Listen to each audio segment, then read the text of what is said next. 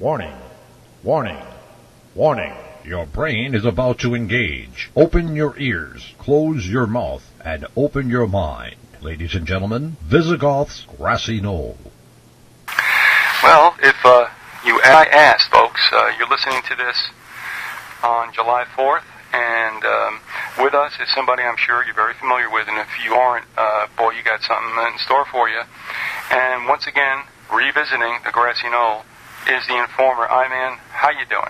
Pretty good, pretty good. I thank you for joining me, and also at such a late time, but nevertheless, thanks for coming back. I think it's apropos, considering what we're celebrating or not celebrating on Wednesday, July 4th. Right. Dependence Day, right. Before we go into what you've found, a new ground you've broken, can you give us just a thumbnail, which you went into in some depth in the shows that we did, about the original, I guess, canard, I mean, the real big fairy tale about the United States and the Constitution. Can you hit the high points for us? Yeah, basically, as you know, a lot of people through the years have claimed that we have to have a republic and so on and so forth, simply because when the people came out of the convention and Ben Franklin was asked the question, what have you wrought us? And he says, a republic if you can keep it. Well, from that point on, it seems like everybody picked up on republic and says, well, it can't be a democracy and it's got to be a republic and yada, yada, yada. But little do they know that if they've researched the word that the founding fathers used, and remember, they were good English grammar people and very educated, where the average person wasn't. In fact, they were dumber, but not as dumb as the people are today. But if you would pull up in Black's Law, 4th edition, the definition of republic is a commonwealth. And then it goes on and it talks about the state and and the citizens. Well, okay.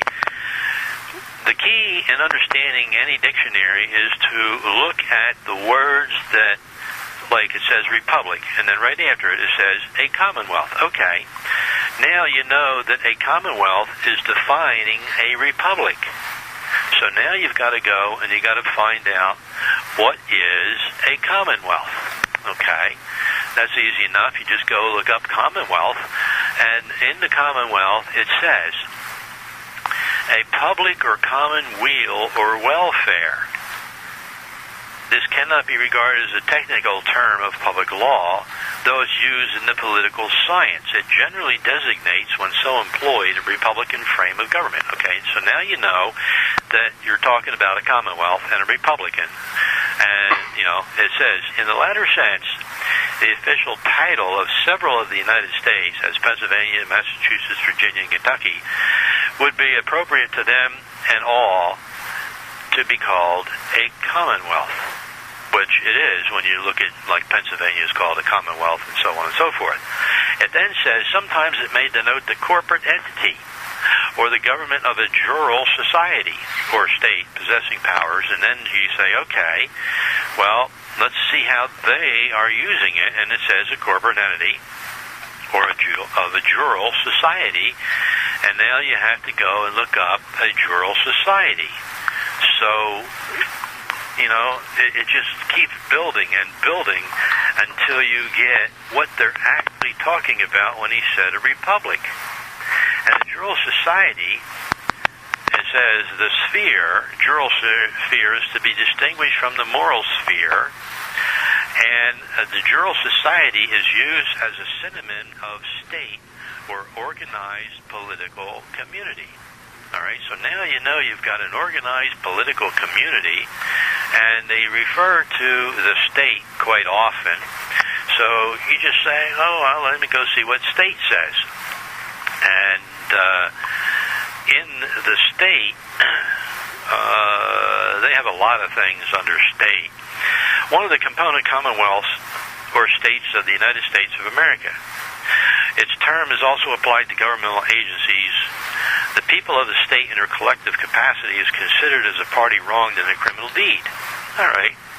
Well, everybody says, okay, I am the state. I'm part of the state, and therefore I'm sovereign. No, wrong. The state is sovereign. You're just the political leftovers. And when you go into the particular part of, I'm trying to think of the name of it now. It is, it comes out of a law journal, and everybody can pick up on it under person in the ATG press. So, okay, so now you're saying the people. And in there it says, identity. In the United States, the people were brought on stage as an acting political entity. Well, it compares to what Blacks is saying. Acting through representatives. And it says that in free states, the people form an artificial person or body politic, the highest and noblest that can be known. That's how the Wilson's works. Okay. By the people of the state is meant that all members. Well, now if you're a member, and they cite it as Penhollow versus Stone, which is an admiralty case. Admiralty deals with corporations. It deals with commercial entities. Enterprise, right. Mm-hmm. So it says, further on, the people as a corporate unit form an artificial person or body politic, thus constituted they form the moral person. Well, wait a minute, back in here it says it is not moral, it is political. So it says there is no distinction between the people and the state. And therefore, when you are listed as we the people, you then are a body politic, a corporate unity. That's why, of course, they come after you and have commercial crimes under the Internal Revenue Service Code of just about anything you can think of. Kidnapping is a commercial crime. And therefore, then, it says that there are so many people, the sovereignty resides in the great body of people, not in the distinct individuals, but in their political capacity only. All right, now we're right back to Blacks, where it says it is not moral, it's political. All right, so they are very confusing, and you've got to be able to nail this down with enough information and have enough cognitive, so you don't have any get beyond it, yeah. dissonance, that you've got to have a real good train of thought and understanding of what they're actually talking about, and you won't unless you go into Black's Law Dictionary. Forget about standard dictionaries because we're talking about law. Okay. So you hang everything, and rightfully so, I would assume, on Blacks. Well, Blacks and Valentines and right. All the stuff that comes off of like Duke and LaSalle and Yale and all those. And they even tell you that the individual contracts his state at his own peril. And it says, it is now well settled there's no judicial remedy in favor of the individual against a state to compel the performance of a contract. Though it's settled the state can pass no law impairing the obligation of a contract once made. Can I stop you to ask you a bunch of questions that I've already come up with? Yeah. And if you can remember where you left off to get back to where you're going. Okay. We throw the word around the state quite often. It does refer to the states that we live in. We think about the state also, and I think it can be interpreted as being the federal government. And that might be a misconception. However, let me ask you this one. The title state, is that a play off a state? Yeah, that is off of the estate, and the estate happened to be all of this country under the crown because the crown owned the estate. And then what they did is they shortened it and made it state. So here's the problem. Here's the key. You have a geographical state, and you have a political state. Now, remember, back in 1791, when Washington brought in the banks, he had to have control over the banks so that the geographical states would not go in and impose their wills like they tried in McCulloch versus Maryland when Maryland sued the the banks, and they had to control them. So Washington created an overlay over top of the physical area called, say, New York. Okay. And made it the state of New York. What's the difference between the geographical New York and the state of New York? It's a fiction. The state of New York is a fiction? Yes. Okay. And like the state of Florida, or this state, whenever you say the term this state, that means that it is the artificial, fictional entity only existing in people's mind. And it amazes me that when you ride around the country and you go through certain towns and everything, you'll see this town incorporated 1807. This town incorporated 1800 and whatever. There means that you are dealing with a corporation. You are living in a corporation, and when you go to vote and register, you're saying, here I am, I want to be a member of the body politic in which I now reside in your fictional state, and I am no longer the physical being called a man. I am a person, an artificial entity. Are the ways that you rope yourself in to being involved in this is through what? The getting of the obtaining of a driver's license, voting and such. Is that correct? Well, a lot of that,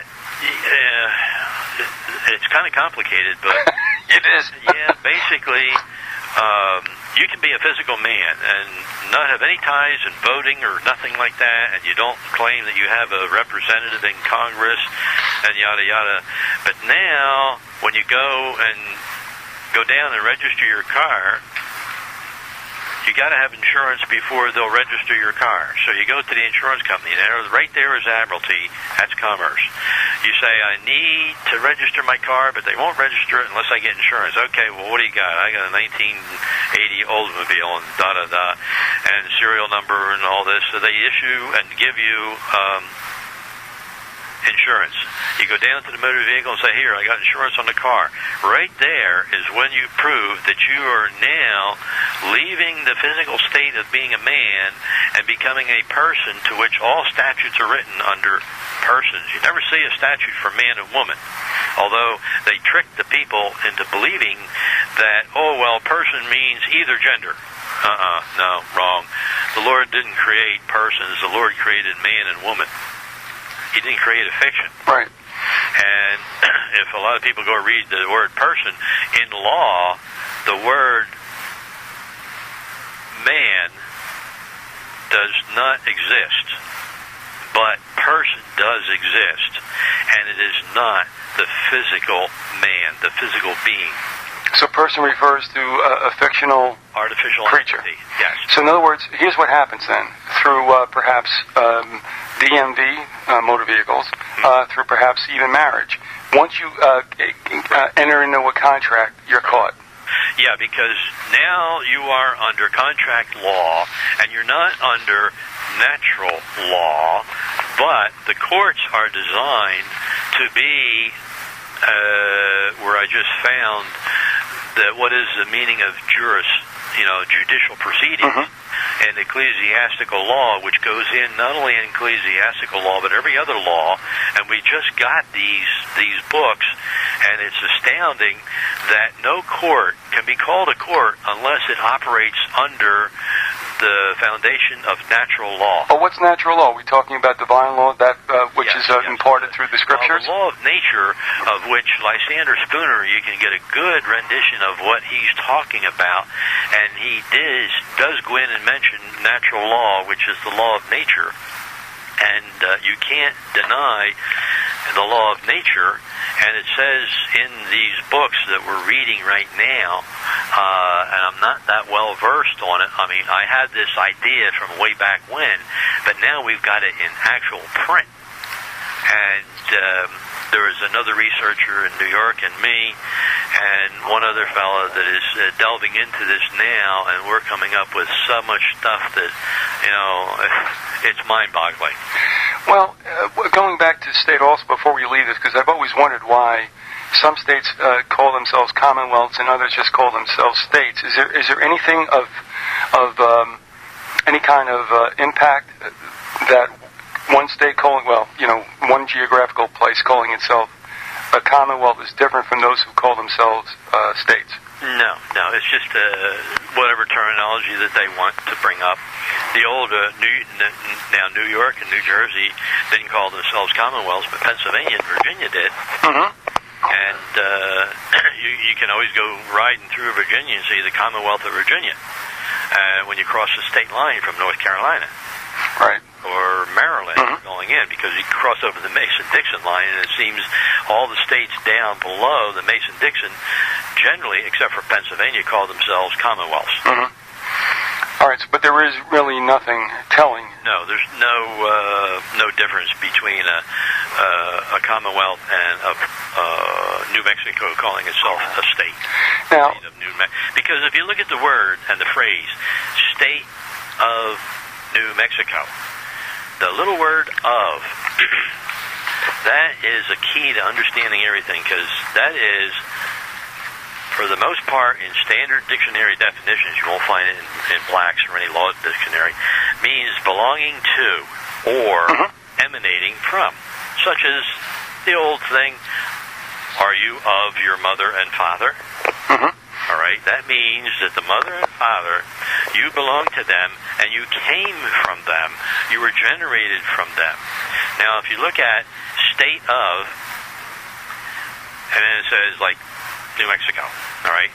New Mexico is a geographical area. But the state, or the estate, is higher. It's above the ground level. And that's what the people operate in as a fiction, above the ground level. Therefore, it's called state of. The state belonging to the landmass called New Mexico. Or Florida. You can put any state you want in there. It don't matter.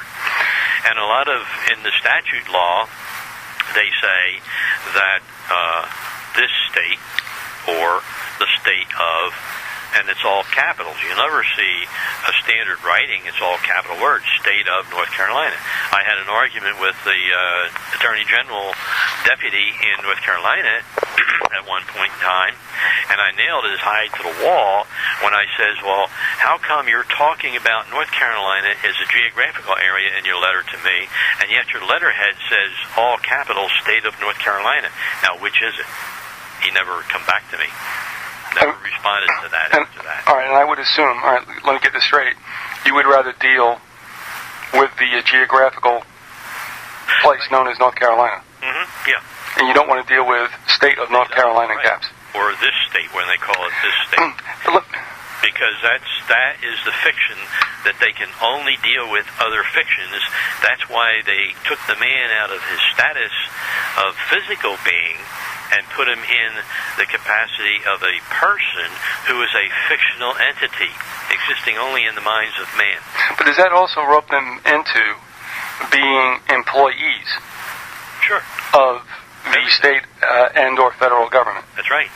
And when you vote and register to vote, you now become a member, which is the body politic, and like so many drops of rain, you can't look at a pond and say, oh, that drop out there 300 feet at so-and-so dimensions is me. Well, no. You're taken as a whole body, and therefore that's why you're not sovereign, because you can't be sovereign in the artificial capacity where you have a representative.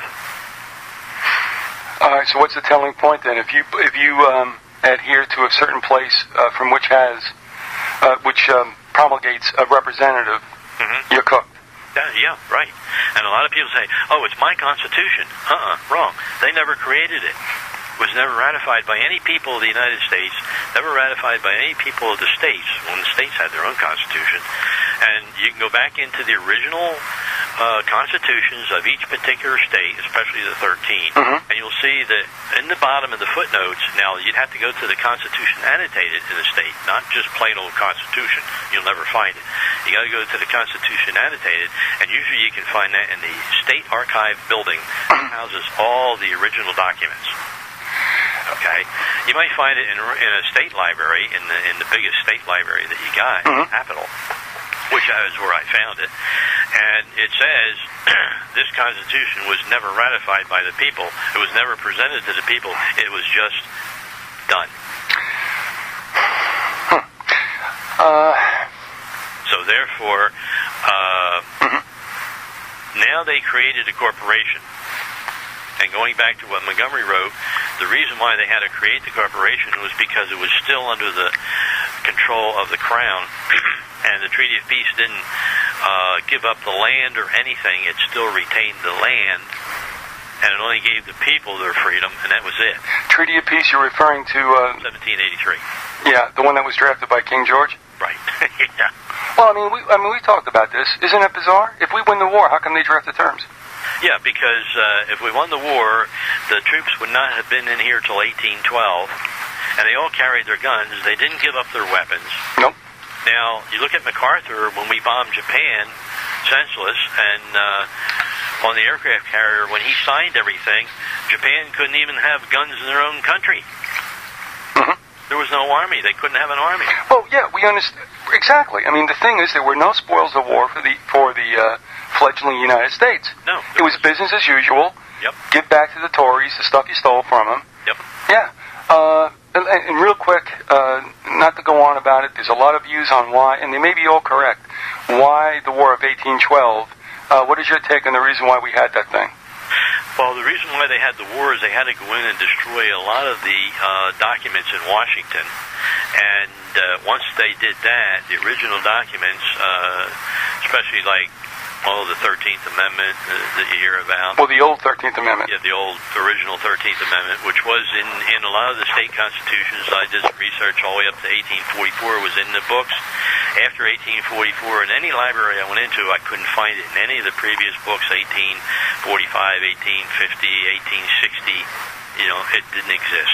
But as a refresher, we can tell folks who are have not heard this, that was an amendment that barred those carrying titles of nobility from holding office in the U.S., right? Lawyers. All right, lawyers being what? Esquires, I guess? Yes. What about exchequers as well, and also sirs? Yeah, exchequers in them too. And, believe it or not, the word sir is a title of nobility. Sir. Mr. Yep.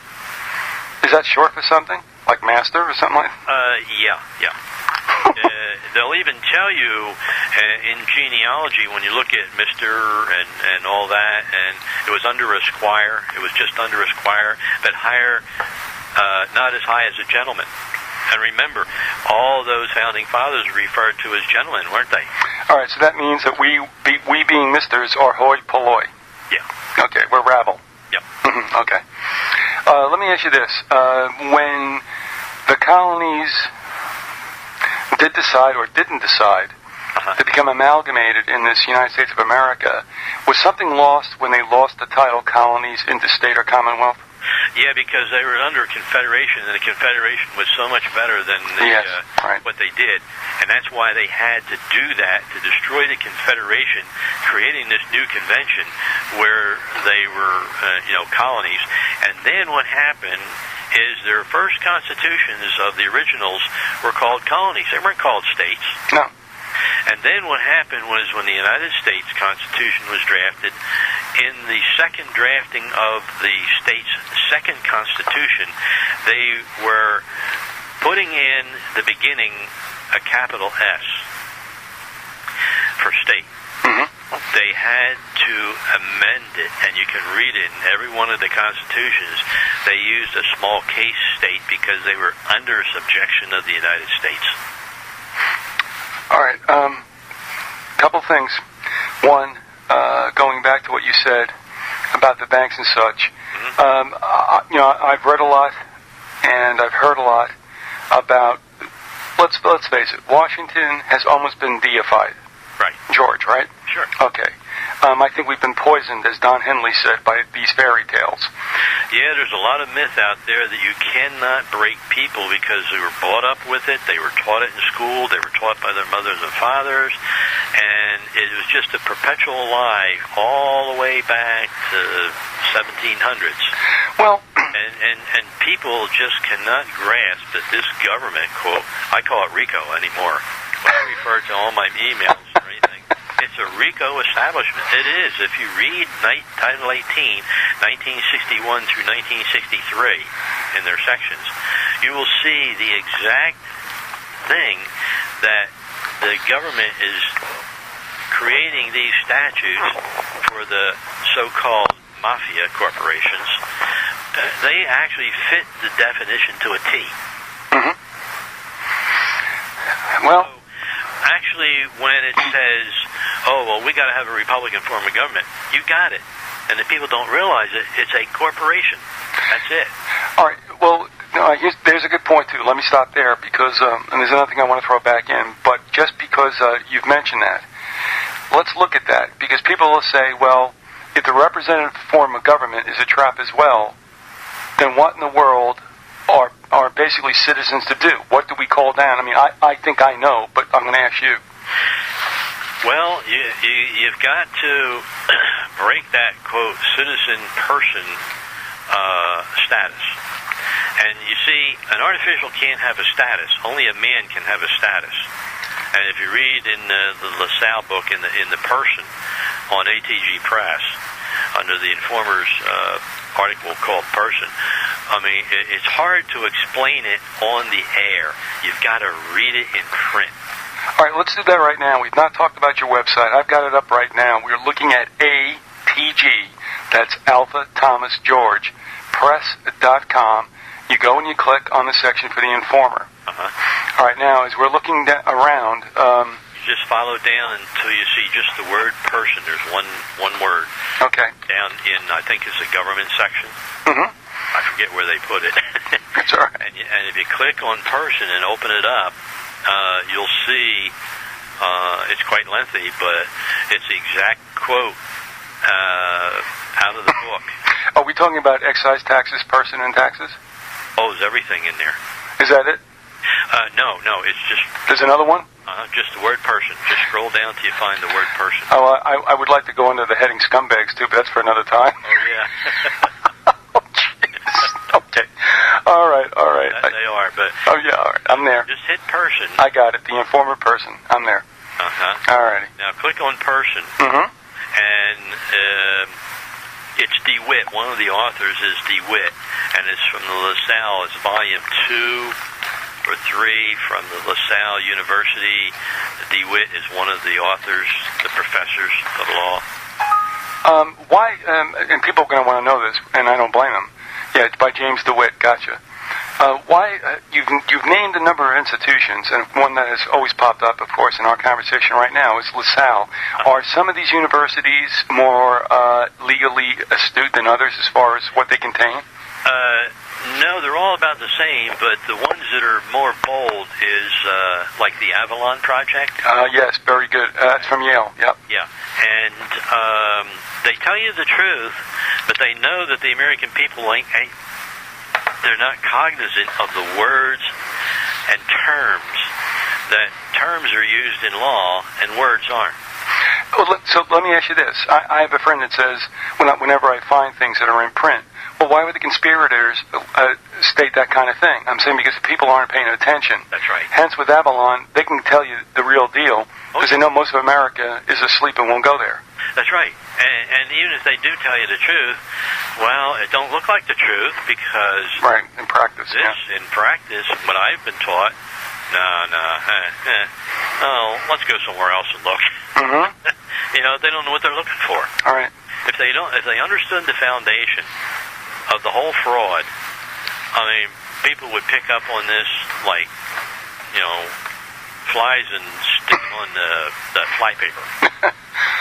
and then the RICO establishment would really be in hot water. And as I said, basically the only way is a violent, bloody revolution to start all over again. And of course, maybe in another 200 years, we'll be right back to the same thing. Because when people are put into power, mm-hmm. That's it. All right. The power corrupts. Well, you and I did not talk about this. I did a couple of shows based on what you had said. Uh-huh. And we're going to talk about somebody else who you felt resonated with the way you felt, even though he was a Marxist, and that was Jerry Frisia, who wrote Toward an American Revolution. Uh-huh. and we'll go there in a second. Yeah, but there's a lot of myths out there that you just can't break. I mean, well, but you see, you and I once talked off mic, and as you were telling me what was going on, and you talked to me, you told me, like Patrick Henry wasn't up for this, but he signed on. Right. And I don't know if you remember this or not. I said, well, why did he sign on? And you said, because he's a lawyer. That's right. So here's where I'm going with this. In fact, I was heading for biblical scripture, an online Bible.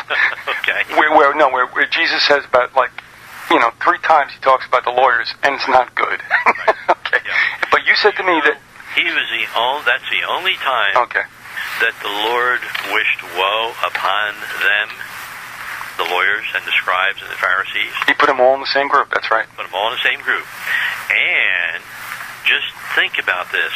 That's the only group that the Lord ever wished woe upon. And if the Lord gets that incensed against the lawyers, well, doesn't that tell you something? Well, it does, and I don't want to split hairs, and I'm keystroking here as we talk. But what is said about them and what they withheld from the people. I mean, I could buy a little time and play some Jeopardy music here. Oh yeah. Well, they get the old thing is they hold the keys to the kingdom and they don't use them. Well, here I got one. If you're okay with this.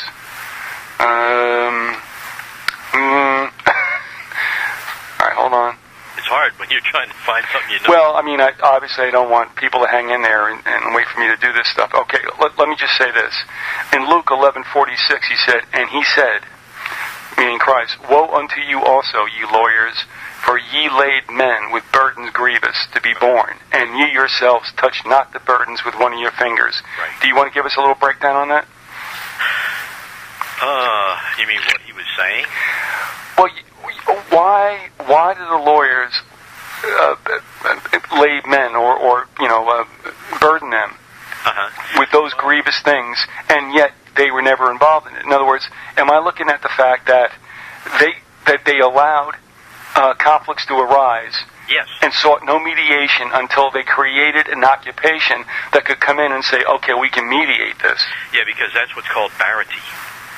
B-A-R-R-A-R-T-Y. And if you look at that, that means that they lay in wait, create a situation so that they can make money off of it. I would say, it seems to me, that this is put up right up there with bankers. Yeah. For creating things. That's right. All right, another time, I guess it's Luke 11:52, he said, woe unto you, lawyers, for, now this is interesting, for ye, or you, have taken away the key of knowledge. That's right. You entered not in yourselves, and them that were entering in you hindered. All right, go ahead. That means that the lawyers are creating their own terms, their own definitions for words that the average man doesn't understand and thinks it means a standard street language. Which it is not. Which it is not, no. All right, so when it says, woe unto you, lawyers, for you have taken away the key of knowledge by creating your own. Right. You entered not in yourselves, well, it was your ball game, and then that were entering in, you hindered. In other words, they can't get through all this crap unless they're with you. Yeah, because when you go to court today, you get there and you argue, and man, this has got to win, and then you say, huh? How'd I lose? But doesn't this also come into play, with the fact that you look at any kind of contract, it's like, who wrote this?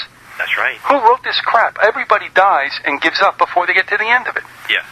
They obfuscate, and they know they bog you down in the obfuscation, and if you don't read, not even the fine print, but all the print, you're a dead duck. That's right. Sure, because like, let's take Schultz, for instance. His term is we the people, right? And he capitalizes people. So they're more, when they go before the court looks at him and says, well, they know that they're the people. They know that they're the abject slaves. That they mean nothing. So what's his problem? So, yeah. So, being that he's a member of the body politic, and so is all their groups, well, wait a minute, you've got to pay the tax. You're obligated to pay the tax because you're a member of the political society.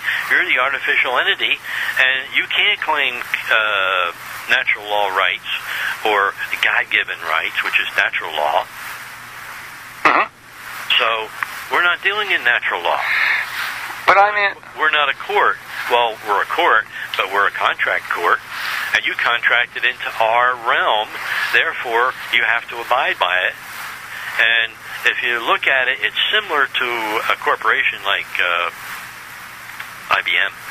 And if you become an employee, you're a member of IBM, but now you can go further and buy stock and then be a corporate stockholder, and therefore you have some say to the representative who speaks strictly for the company.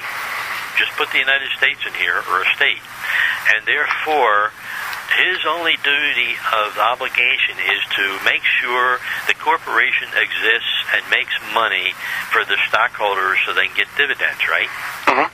Same thing with the United States, same thing That's with right. North Carolina, and same thing with Florida or any of the states. They are corporations, and therefore they must have the representatives to see that they can operate supposedly in the black, but they're always in the red, and only what the people vote on, they can take it and leave it, because a lot of times when I used to be with a corporation, and they would send me, your proxy letter, and if you don't sign the letter and vote how you want, it is assumed that it will be in the interest of the corporation, and the representative will vote as such. Yeah. Well, it's the same thing with the United States with Congress. They are only to look out for the corporation called the United States. They're not to look out for the people belonging to the corporation, because the people can't sue the corporation itself, because it's then suing itself. Right, and they can't do that. Well, would you mind going back just for a second? Yeah. Though you went on it, you spoke to it to a great extent during the hours that we've done past shows. But just as a thumbnail, which I know it's hard to do because people always ask questions, but that's fine. They can go back and they can contact you and by the way, also, I mean, let's talk about this. It's interesting because once you told me that when you gave all the information for free, everybody shunned it. If you put a price on it and put up in the book, they want it. Yeah, right. Well, somebody else said the same thing, honestly, man. And I had to laugh because I'm going, yeah, I've heard that before. But on the website, there are resources there. And you also have books, which I just purchased also, that explain things. And listen, I mean, don't be shy about this. The one thing I've told people also, and let this be known, you never sought me out. I sought you out, and you are not somebody who wants to be a public figure. I understand it. You were good enough to come on. I appreciate that. So you wanting a certain amount of distance from, the strum and drang of everything is understandable. But please, I like to go out and like a lot of people charge X amount of dollars. Or when I used to go back in the 90s on seminars, and I'd fly all over, I says, hey, pay my airfare out there and my food and my lodging. And that's about all I got. Mm-hmm. I didn't get like $250 a person, Right, somebody else did. Yeah. All right, but please, now, talk about the website. I mean, don't be shy. Talk about the books that are there. Those people that came to me and asked me if I would like to be on their website, I says, well, I was hesitant. And they says, well, you can put whatever you want on there, and you got some good writings that I've seen, and why don't you just make the writings and put it there? And after all, they stole all your books and everything, and when you first did it, and I said, yeah, I said, so maybe I'll think about it. So then I about 6 months later, I called them up, and I said, yeah, I'll put it on there. And here's some of my writings that I haven't published, or I haven't even thought about writing a book on it. So here's what I've got, and that's how they started it. Mm-hmm. And then some of the books that I did have, like The New History of America and Which One Are You? The Which One Are You was the first one that I started with. And I understand that it's still the standard for the old people and some of the new people that picked up on it, back in as late as, 96, 97. And after that, it was so well dispersed by pirating and everything else like that. Mm-hmm.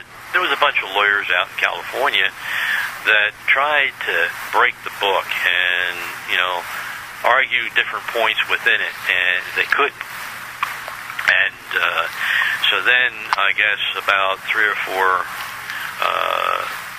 pretty well-known people, some of them are dead already, they took it and changed it a little bit and made it as if it was their books. And,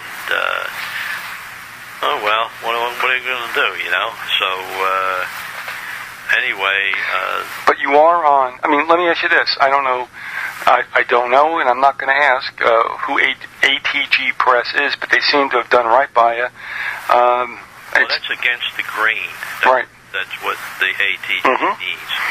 And the people... There was another person... I'll say person had it. And then they took it over, so to speak. They weren't too familiar with setting up websites and everything, so they had a lot of heartaches with it until they got someone who was originally with it, and then they worked it out and got it all set up to where it's at now. Well, you're happy with the present situation, aren't you? Oh, yeah.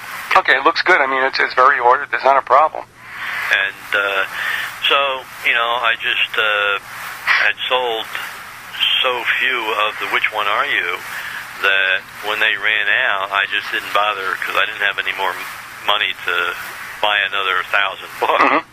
So I made an arrangement where the printer, the publisher, said, look, I know the situation and the cost is going to be much higher to run 1,000 books now than what it was in 1990, and you're still charging the same price. He says, so you ain't going to make anything, so let's do it this way. And I says, oh, well, let's see what he says. He says, why don't you let me, when you get an order for a book, I'll print it, but I won't print it ahead of time. Only when you get the when you get an order, right? I will print it. So I says, hey, that sounds good with me.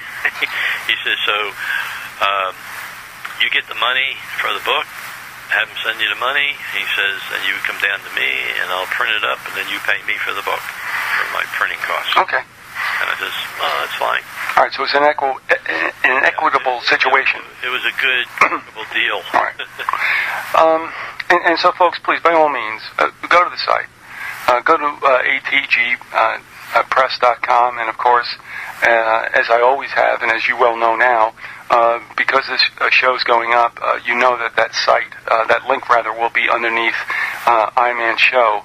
And so, by all means, click it, get yourself familiarized with what's going on. If you have any problems, there's the information.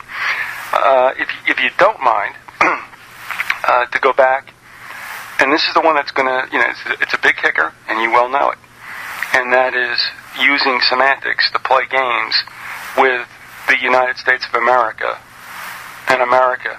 Is that correct? Right. Would you give us that dichotomy? Well, you can't find America in any of the dictionaries, and when you do find it, and you can find it way, way in the back, 1800s and back there, and then also the writings where they had America, and even on the maps they had America where, quote, the United States is now. If you look at that phrase, again, United States of, belonging to, America. Right there, America. And I've lately gone into some old books and writings where they talk about America, not talking about America as a definition, but in their story about America and the people coming here and what they said while we're going to America and so on and so forth. But the term United States is a place. It's a corporation, but it belongs to America. It doesn't belong to France or China or Germany. Otherwise, it would be United States of China, United States sure. of Russia. But then who's America? That's right. So America was the boundary between Canada and Mexico. And only over to as far as the Ohio River. That was it, the Mississippi. Because all the states, we went to the archives and got the states, like North Carolina, was from the ocean all the way through to the Mississippi River, where Tennessee is now, and then they chopped it off and made Tennessee the tail portion of North Carolina, and South Carolina went all the way over to the Mississippi. All right, now there's nothing nefarious necessarily in that. It just shows that when they talked about America back then, right, it was the idea of we have created this estate, and it goes as far as we have dominion. Right. Okay. Yeah, because it didn't take in all of Texas, because Texas was part of Mexico. Mm-hmm. And Canada was actually part of the British Empire. And things have changed? yeah, then they changed it from down through the St. Lawrence River and broke mm-hmm. off. And that was still mainly under English rule was Canada. Mm-hmm. But down here in the lower states, below Alberta and Saskatchewan and all that, which was the upper states when they referred to it, that was America.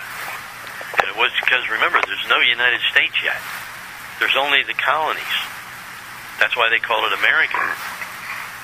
So America, though, I mean, even though we have North America, South America, right, and we get hit on, especially U.S. citizens, about being, I guess, somewhat provincial, I guess, for referring to us alone as America. Right. Are you stating that, in essence, going back at least, not to the first peoples, but at least to when we were consolidated under 13 states, to refer to America as what is now the United States would have been proper? Oh, yeah. And in fact, I have the encyclopedia. This is a book used in schools. Encyclopedia of American History. Doesn't say Encyclopedia of the United States History, does it? No. And it was Harper and Row, Richard B. Morris, revised edition. And it goes to the Encyclopedia of American History. And you get a lot of these. It's edited by Richard Morris, the Governor Morris, professor of history in Columbia University. And it goes, original peopling of the Americas. And then it's pre-Columbian exploration, the founding of the English colonies, the settlement of New England, the middle colonies, the settlement of Florida, the Carolinas, and Georgia. And they didn't call Carolinas, they call Carolina, L-A-N-A, not L-I-N-A-S. As interesting. Now. Okay. And then they go in the colonies and the empire, Anglo-French, the area of American Revolution, didn't say United States Revolution, did it?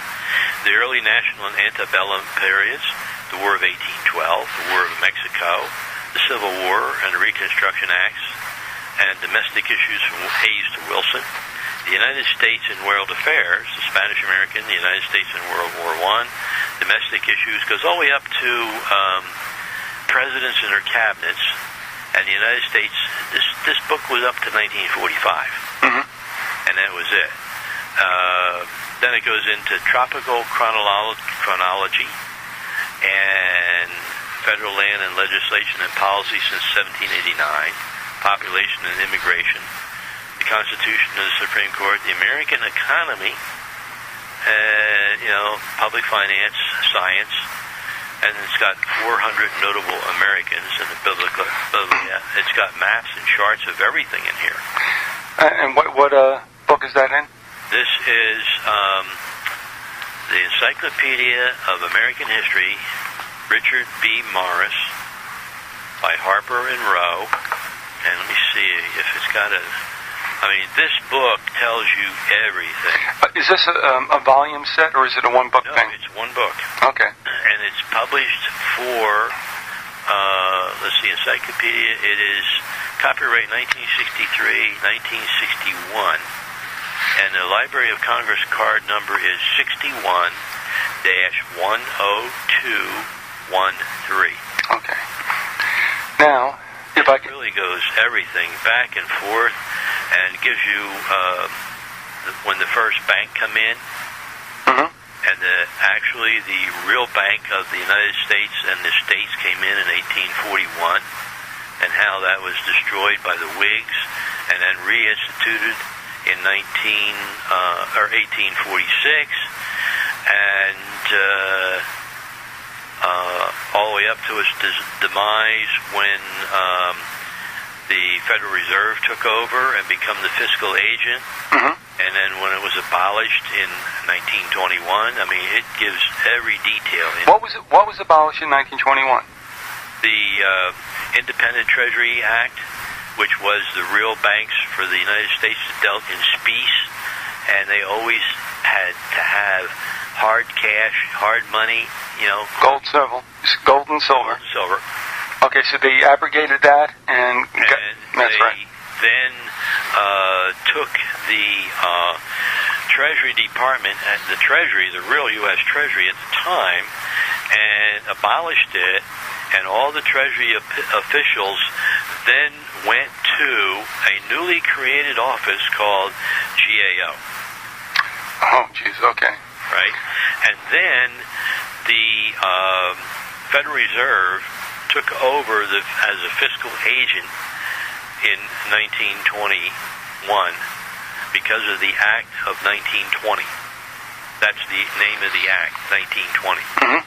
That's when they abolished the real United States Treasury and gave it up and had a Department of Treasury. Now, this is what people don't understand. There's a Department of Treasury. It is not the United States Treasury. It doesn't exist any longer since 1921. All right, so you're saying that the U.S. Department of the Treasury was gone after 1921. Right, it's only a department. And now it's a department. That's all.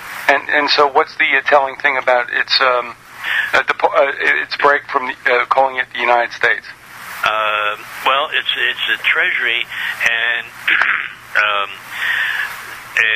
the governor of the International Monetary Fund is the top officer. The IMF rules it. Yeah, the IMF rules it. Yes. So, and the collection agents are the IRS. Yeah. So in other words, the IMF. The IMF is actually a child of. I thought it was the United Nations, but it wasn't. It was actually from the Federal Reserve, going back to the 1916 Federal Reserve Act.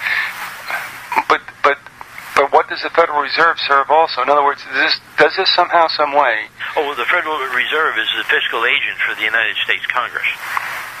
Actually, the United States, when you look at the word United States, it's AKA, Congress assembled. That's the only time the United States exists, when Congress is assembled. All right, I don't want to go too far afield because I'm going to confuse people who have never heard this before. But two things. One, the fact that they created the United States means it only refers to what? Those who are involved in the government and the district. Right, and those who want to join and take their status out of the man situation to a person situation, becoming members of the body politic who are subject to all the taxes needed to operate the corporation. But the Constitution, therefore, also. Yeah, that is a corporate charter. And that only protects whom? It only protects those people in government. Those criminals who reside, or at least do business in the District of Columbia. Yeah, all those RICO people. Okay. And then, of course, I told you this, and it was borne out. I mean, because you had mentioned this, and not long after, you talked about the Bill of Rights are not for us. We get privileges. Right. Those in D.C. Privileges and immunities is all that the person gets. He doesn't get rights. So that because he gave up those rights when he left the man status. Because when he left the man status, he left the Lord's household and cleaved to another master of which he owed allegiance to. Right. Because he gave up allegiance to the Lord, because when you pledge allegiance, that's what it is. Look up the word allegiance in Black's Fourth Dictionary, and it means you're a serf. Well, let me say this. A lot of Christians will be upset about that, but let's clear this up. When you know it, it's another thing. And you know I'm hooked into it, no doubt about it, but I understand now what the deal is. And I would say, yeah, okay, my servitude, my servility is to them, right, but they can't take me in a sense. Right. My point would be then, would you agree, as I've said on the show also, that when people eschewed divine law, when they eschewed grace under Jesus Christ, human government, as said in Luke 4, when Satan says, "These are my kingdoms." Right. Am I correct in stating that if you don't go that way, that is to divine law and such, then you're going to be basically in servitude to Satan and his creation? Sure. Now, can I also say this? That Jesus knew it. And he said, "Give unto Caesar what is Caesar's." What I'm looking at is this. He knew that we would come up and be under this burden. But he understood, like, look, take care of them. Give them what they want, in a sense. I mean, right. Because there's another kingdom waiting for you. So in other words, I'd like to fight against the IRS and all that. And I mean, tell me if I'm wrong. But I mean, those who can resist and succeed, fine. But if you don't, he still knows that that's what the deal is. Oh, yeah, because like Montgomery used to tell me, he says, you can't change his word. You can't change history. You can't change the future because he knows what the future is and he's already laid it out. And I just think he was saying, when he made that comment, give it to him. Mm-hmm. I'm there, I provide for you, just give it to him. Your kingdom is not of this earth. Right. And so, I mean, I don't know. I mean, I don't want to say, what's going on up now in New Hampshire. This is a tacky thing. Or a nettlesome thing. Brown and his wife are going against the government. Right. Now, do you want to comment about that since I opened it up? I'll leave it to you if you want to say something. I haven't seen a lot. I saw it on the internet a lot, but I really didn't. I've been away like 3 weeks. I just come back from a trip, and it was at that point when it was coming out about Brown and everything, and I haven't read what his paperwork was. I imagine that he, being like everybody else, the average American, there's a lot in there that he killed himself with. I'm assuming. Because I read some paperwork that a fella put out. His name was Calab or something like that. And he asked me about it because I made a comment and he just CC'd him to other people and other researchers, and I says, man, this guy, everything looks, the affidavit and everything looks good, and termination of his license and all that. I says, but he killed himself because he's saying he's part of the body politic.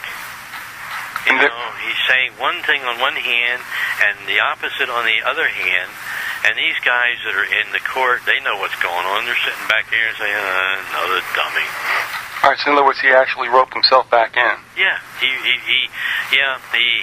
did good up to the point, and all of a sudden he's coming back in claiming citizenship and my Constitution and my rights and yada, yada, yada, the same old patriot crap that you hear all the time because they don't know any better. Well, they weren't taught that in school. They weren't taught to think. I mean, this guy might be an older guy, but at least the guys 60 and up had enough we had enough education to think for yourselves.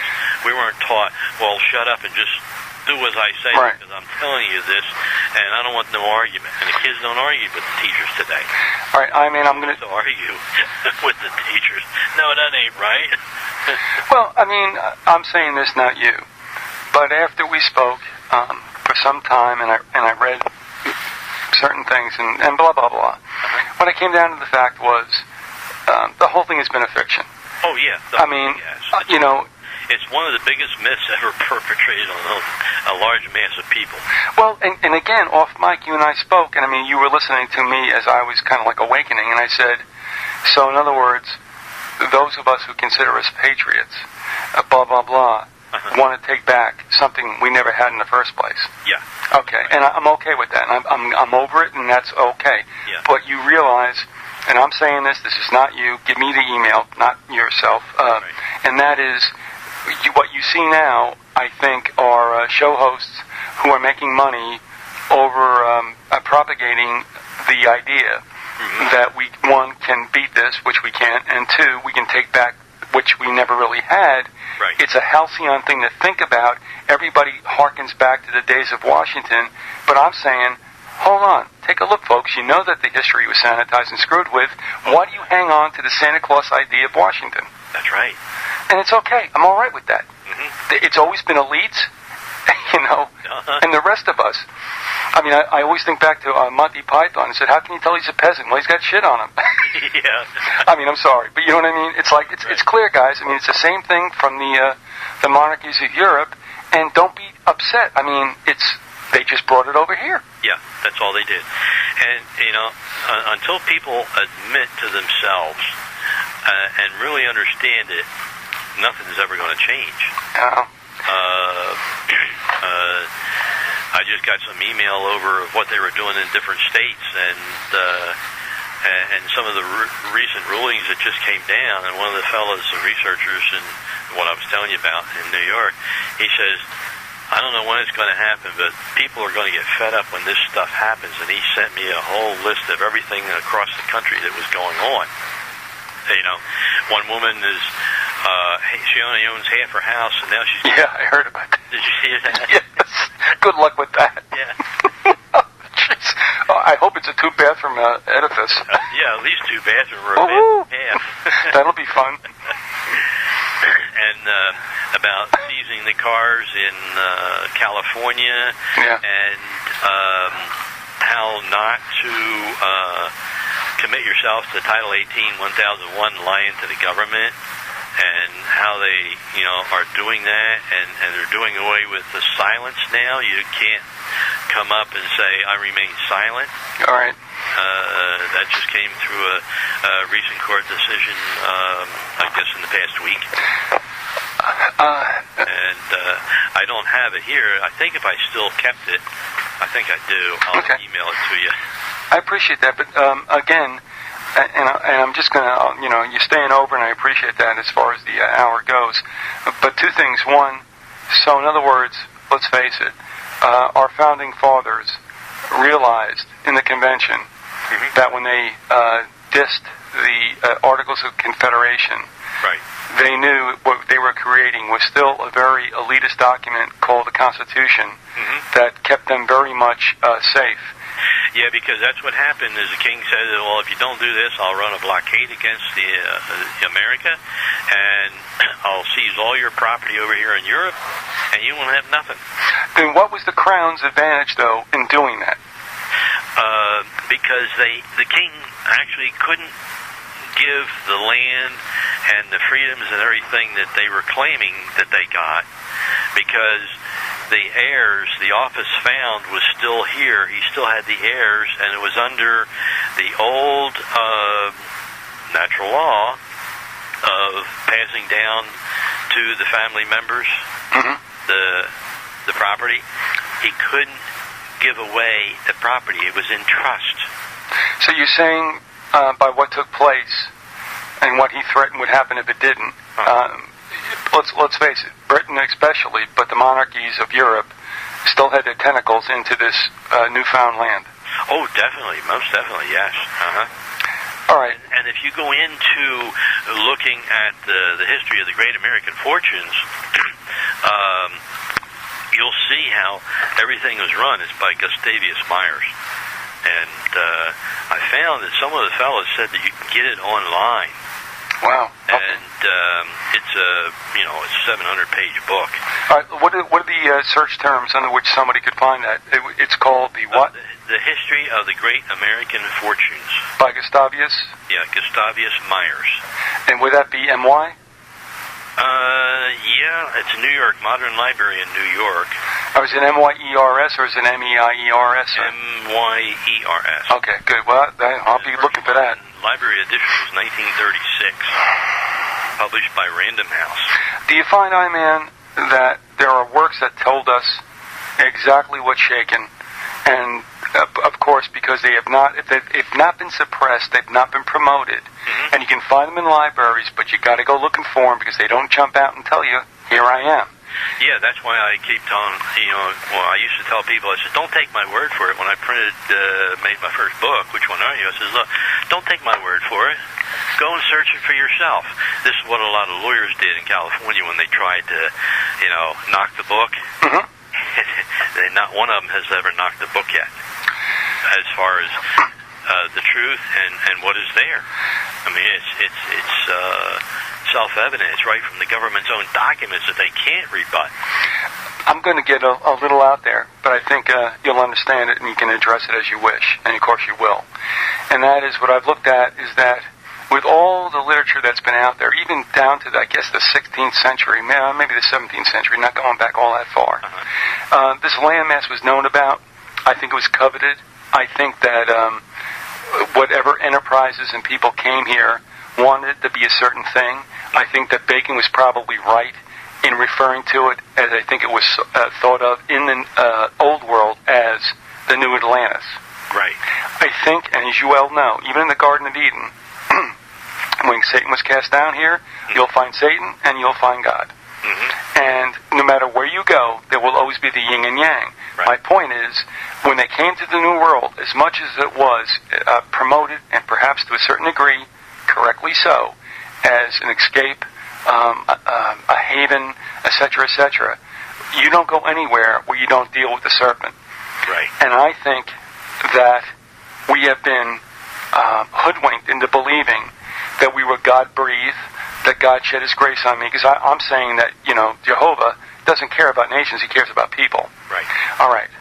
So therefore where I'm going with this is that this nation, how in the world, and I've said this on the air before, I want you to respond to it if you wouldn't mind, how in the world do you create this district of ISIS loaded with occult symbolism and every capital city with their domes and their obelisks?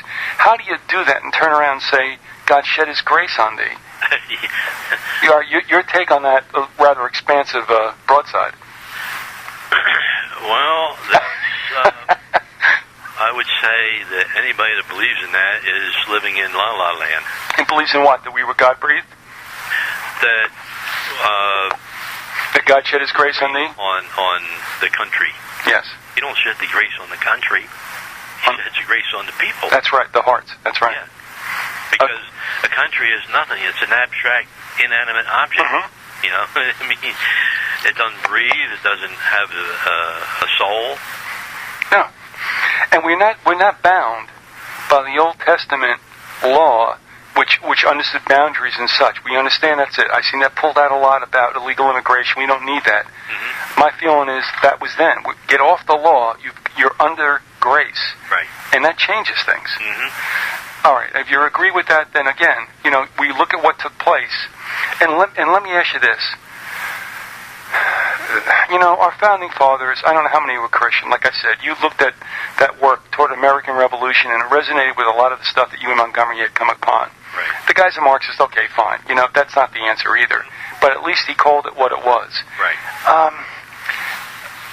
Again, this nation was really not founded by what you would call Christian people. It was elites versus... That's right. And in fact, when you read this book on history of the Great American Fortunes, that only started with Vanderbilt and those people back... Morgan, yeah, Rockefeller, yeah. Right. Even before Rockefeller was even born. But it didn't go back far enough. It didn't go back to Washington, Jefferson, Monroe, Adams. It didn't go back to those people and saw their fortunes because Washington was a land tycoon over here in 1653. And he made all of his money selling land. What year was that again? 1653. 1653, Washington? Yeah. I'm sorry, 17. Right, okay, that makes sense. Yeah. So when he was out there surveying, we know what he was... when he was out surveying, we know what he was surveying for. Oh, yeah. His own interests. It was a Virginia Land Company, is the company he worked for. And that's when he made his millions selling real estate to other landed people that had money. So the Biltmore Estates here in North Carolina and the Great Smokies was owned by one man, Rockefeller. Millions of acres. And he, quote, donated it to North Carolina. Quote, yeah, okay. Great Smoky Mountains, I mean, for these people now Washington was selling to these people, and Washington was making a lot of money. George Washington. And so all these people, Witherspoon and all them, it wasn't the people that wrote the Declaration of Independence. It was the people that, well, some of them were rich. Most of them weren't. But what it was the Founding Fathers were over here. They were part and parcel of the colony of England, and they didn't like what was going on and the taxes without representation, because they had no representation in England. And then when I got the Forest book out of Wake Forest, the professor there that wrote about it, and he put even in excerpts, which I had put in the New History, where the Englishman said, basically, this country is a mirror image of England, and nothing has changed.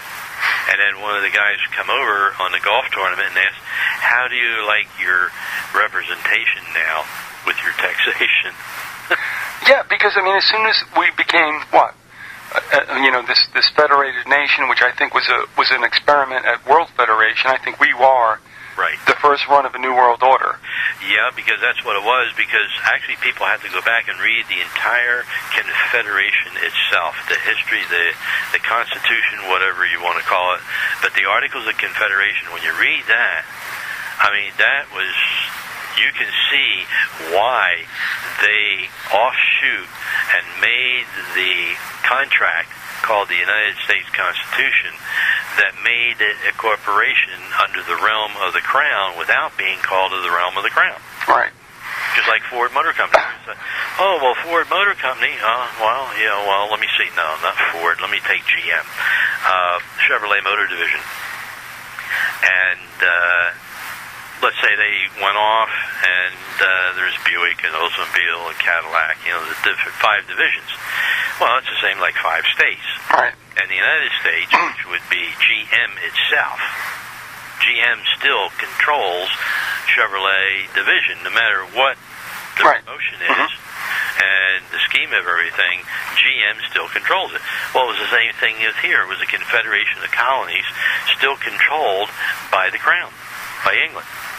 The bankers, basically, not the Crown King, but he's the front man that did all the work. And it's like the mafia, you create a corporation, then you go 4 or 5 more corporations, you keep going deeper and deeper and deeper until you can't figure out who owns the corporation. Well, like today's judges, almost every one of the judges have stock in prison industries. Unicor? Okay. Yeah, Unicor and all them. But when I was with some prisoners, and I found out about a lot of the things and the unions and stuff like that these judges, you won't find them in a corporation of Unicor. But you have to go, who owns Unicor? Now, who owns that company? And you have 5 and 6 deep companies until you finally get who are the stockholders getting benefits from Unicor or Prison Industries Incorporated. And why do you think the judges are so quick to put people in jail, and why is it that the legislatures, made up mostly of lawyers, create a felony where a felony really doesn't exist under natural law? That's right. It's the old story about when people don't break enough laws, they'll make more things illegal. That's right. Yeah. And it's happening. Oh yeah. Yeah. Let me. And this, I promise, this is the last question. Okay. And that is, when they decided, the Founding Fathers, the framers, or whatever. I think I like the word framers better for the obvious reason. It's a frame. I call them founding farters. Okay. They must have known what they were doing. Oh, they did. Yes. But I mean, was there a percentage, like you told me about Henry, who said, "Yeah, okay"? I mean, in other words, they caved. They all caved. Yeah, but how many do you believe, percentage-wise? I mean, it's a tough thing to say. Yeah. Understood. They were just relegating the American people to the same old thing, though, titled differently than their forefathers and their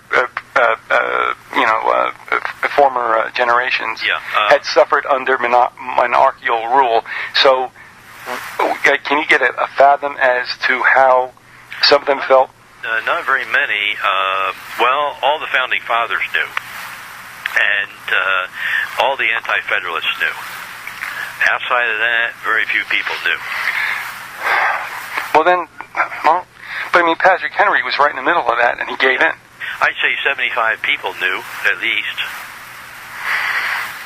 Okay. From what I have read and what I have studied, and reading their excerpts from, like the Agrippa papers, the Pennsylvania papers, the Farmer, and all those in the Anti-Federalist group, like even the Farmer said, when the Pennsylvania delegates found out about the convention, it was a week late.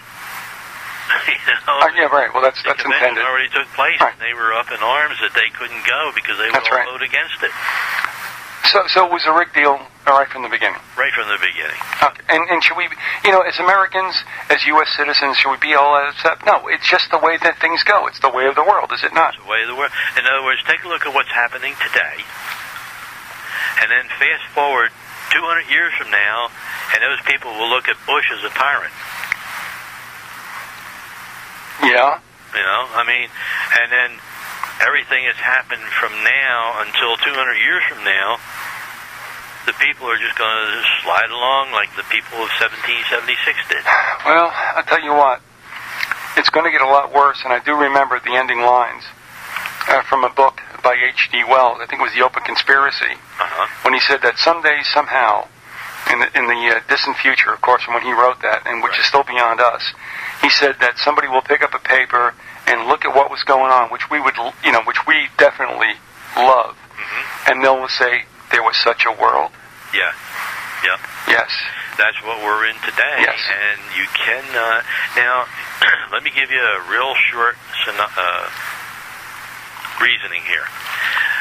On my trip into another state, my relative, we were sitting.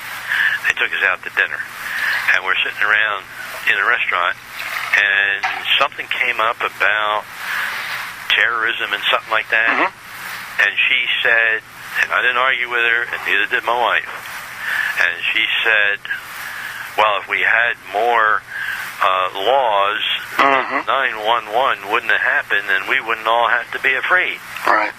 In other words, give up all your freedoms, and what do you got? You still have nothing, because the main terrorism is by the government in this country is the government itself. And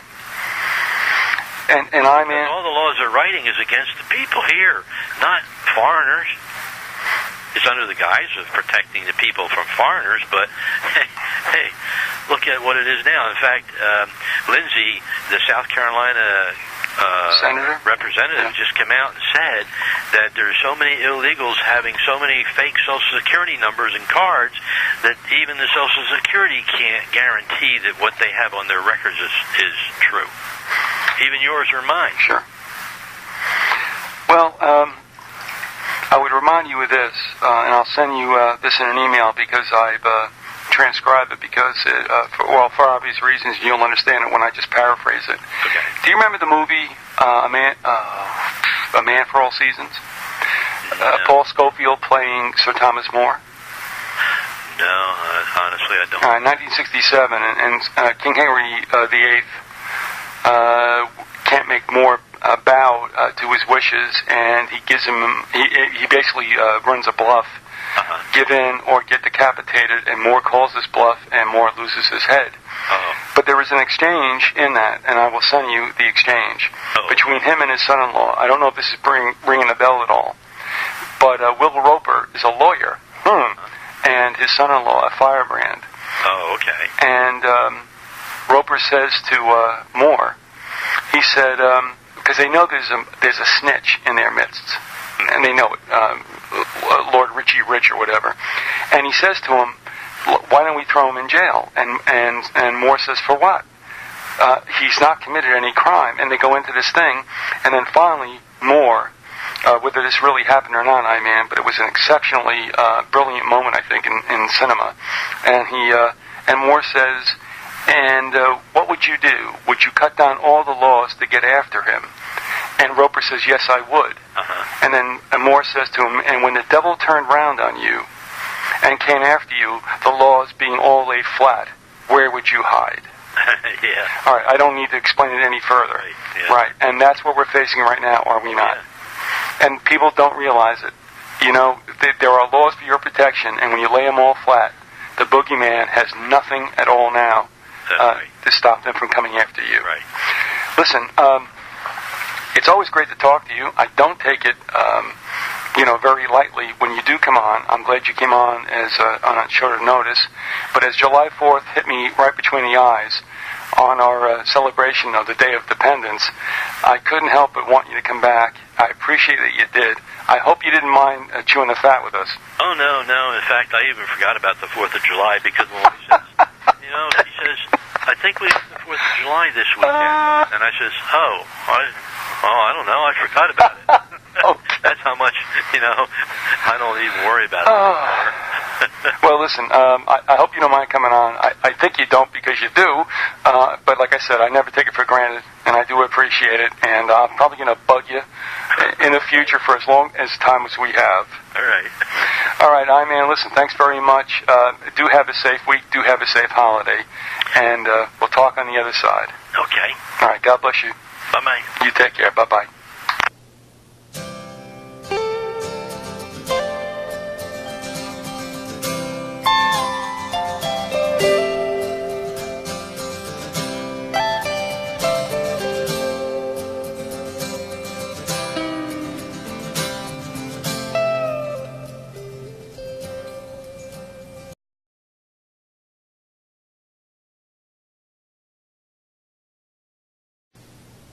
Warning, warning, warning.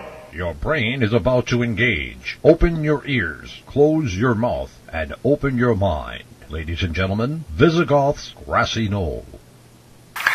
Well, if I asked, folks, you're listening to this on July 4th, and with us is somebody I'm sure you're very familiar with, and if you aren't, boy, you got something in store for you. And once again, revisiting the Grassy Knoll is the Informer. I-Man, how you doing? Pretty good.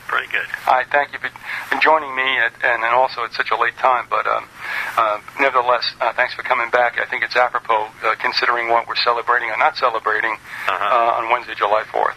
Right. Dependence Day, right. Before we go into what you've found and new ground you've broken, can you give us just a thumbnail, which you went into in some depth in the shows that we did, about the original, I guess, canard, the real big fairy tale about the United States and the Constitution. Can you hit the high points for us? Yeah, basically, as you know, a lot of people through the years have claimed that we have to have a republic and so on and so forth, simply because when the people came out of the convention and Ben Franklin was asked the question, what have you wrought us? And he says, a republic if you can keep it. Well, from that point on, it seems like everybody picked up on republic and says, well, it can't be a democracy and it's got to be a republic and yada, yada, yada. But little do they know that if they've researched the word that the founding fathers used, and remember, they were good English grammar people and very educated, where the average person wasn't. In fact, they were dumber, but not as dumb as the people are today. But if you would pull up in Black's Law, 4th edition, the definition of republic is a commonwealth. And then it goes on and it talks about the state and and the citizens. Well, okay. The key in understanding any dictionary is to look at the words that, like it says republic, and then right after it, it says a commonwealth. Okay. Now you know that a commonwealth is defining a republic. So now you've got to go and you've got to find out what is a commonwealth? Okay, that's easy enough. You just go look up commonwealth, and in the commonwealth it says a public or common weal or welfare. This cannot be regarded as a technical term of public law, though it's used in the political science. It generally designates, when so employed, a republican frame of government. Okay, so now you know that you're talking about a commonwealth and a republican.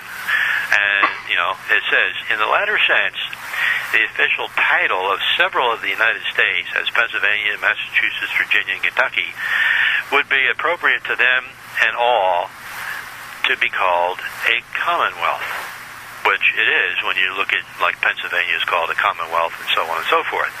It then says sometimes it may denote the corporate entity or the government of a jural society or state possessing powers, and then you say, okay, well, let's see how they are using it, and it says a corporate entity or of a jural society, and now you have to go and look up a jural society. So, it just keeps building and building until you get what they're actually talking about when he said a republic. And a jural society, it says the sphere, jural sphere, is to be distinguished from the moral sphere, and the jural society is used as a synonym of state or organized political community. All right, so now you know you've got an organized political community, and they refer to the state quite often. So you just say, oh, well, let me go see what state says. And in the state, they have a lot of things under state. One of the component commonwealths or states of the United States of America. Its term is also applied to governmental agencies. The people of the state in their collective capacity is considered as a party wronged in a criminal deed. All right. Well, everybody says, okay, I am the state. I'm part of the state, and therefore I'm sovereign. No, wrong. The state is sovereign. You're just the political leftovers. And when you go into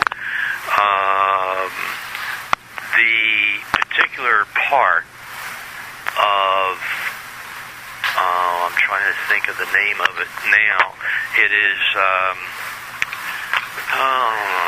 it comes out of a law journal, and everybody can pick up on it under person in the ATG press. So, okay, so now you're saying the people. And in there it says identity. In the United States, the people were brought on stage as an acting political entity. Well, it compares to what Black's talking about, and you won't unless you go into Black's Law Dictionary. Forget about standard dictionaries because we're talking about law. Okay. So you hang everything, and rightfully so, I would assume, on Blacks. Well, Blacks and Valentines and right. All the stuff that comes off of like Duke and LaSalle and Yale and all those. And they even tell you that the individual contracts the state at his own peril. And it says, it is now well settled there's no judicial remedy in favor of the individual against a state to compel the performance of a contract, though it's settled the state can pass no law impairing the obligation of a contract once made.